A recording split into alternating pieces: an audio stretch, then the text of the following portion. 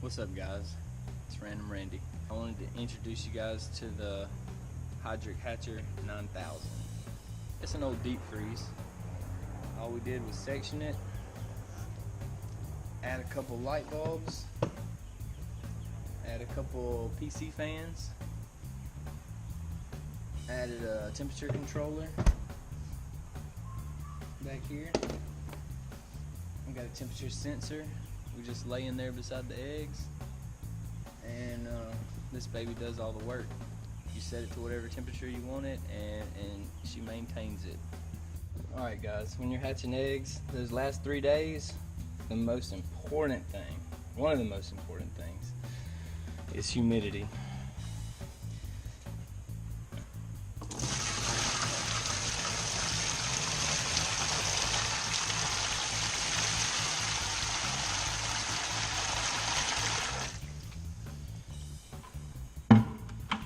So I overkill it. The way you get humidity in your hatcher is by surface area of water. Alright, this is my custom built rack to fit this hatcher to keep the eggs up off the bottom. And it's a tight fit, as you can see. There we go. So we got our water in here, which is going to provide our humidity. We got our temperature sensor in here for the temperature controller, so it can turn the light bulbs off and on. The fans continuously run. They run all the time. One of my fans did go out last year. I hadn't replaced it yet, but the outer two fans will run continuously. The bulbs will come on when the temperature drops below 99 degrees, and then it'll turn off when it reaches 100. So those bulbs will come off and on constantly the whole time that we're hatching these chickens. Number one thing is humidity. Those last 3 days, they've been in the incubator for 18 days. Today's the day we put them in the hatcher. And those last 3 days, the humidity has to be as high as you can get it. It has to be high. So I like to have plenty of water, plenty of surface area. If you need to, you can put a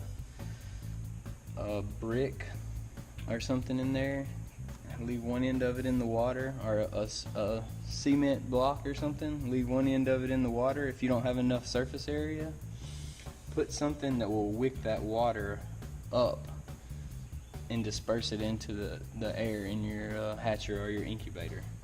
You can use rags, like you could hang a rag off of this and let it dip in the water. That way it will soak the water up and disperse it into the air. In my incubator, I use a cement block. I'll sit it in a bowl of water, and it'll absorb that water and bring it up and release it into the air as the air flows around that cement block. It helps a whole lot more than just having water in a bowl, because I don't have that much surface area for the water to get into the air. Alright, so next thing we got to do is plug this thing up, shut it down, and let it come up to temperature so we can switch our eggs over. So I'm going to turn it on. Should see the temperature controller boot up and the lights come on, and the fans.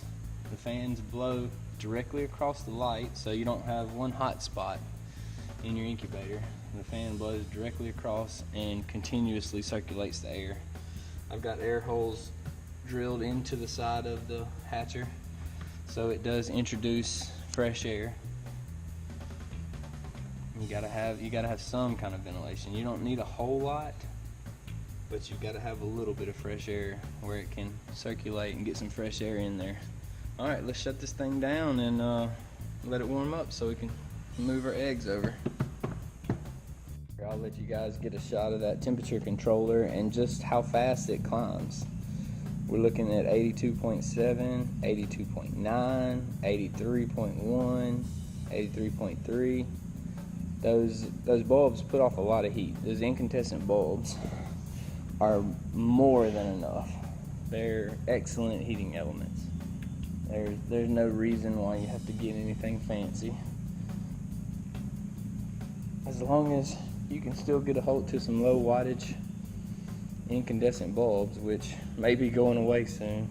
I see everybody switching to LED. They don't want us to have incandescents anymore. But until I can't get them, that's what I'm going to use. They work great.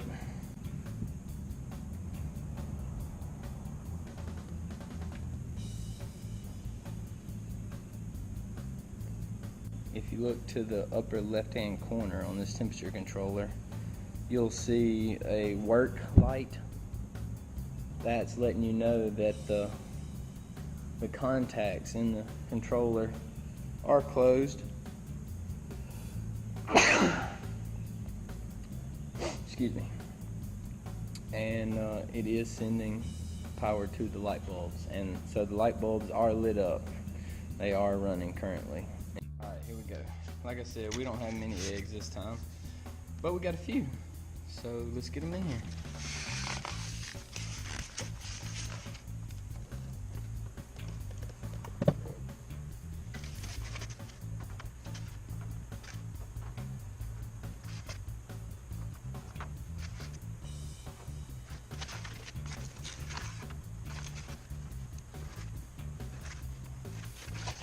Look, I almost forgot, guys.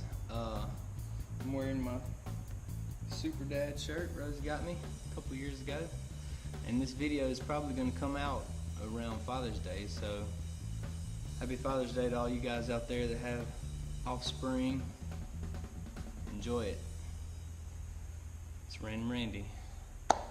We'll see you next time.